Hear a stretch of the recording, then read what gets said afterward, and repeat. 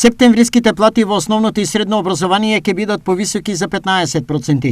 Договорот во Министерството за образование и наука го потпишаа председателот на Синдикатот за образование, наука и култура Јаким Неделков и министерот за образование Јетон Шекири. Она точно и ние подпишавме спогодбата со која што уредува платите на вработените во основното и средното образование. Ефективно вработените имаат спонегнување од 15%. Така да, еве, покрај тие најавени 10%, ние потребуваме настојашни со 5% да доселиме за нашите вработени. Вработените во образованието со септемвриската плата добиваат 10% согласно општиот колективен договор.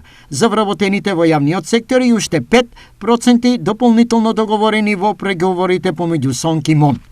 Неделков ги најави следните чекори на СОНК во реализација на нивните останати барања, доставени до ресорното министерство. Во наредниот период работиме на усогласување на некои стоти прашања во врска со колективните договори за основно и средно образование, значи очекуваме и тој дел да се заврши.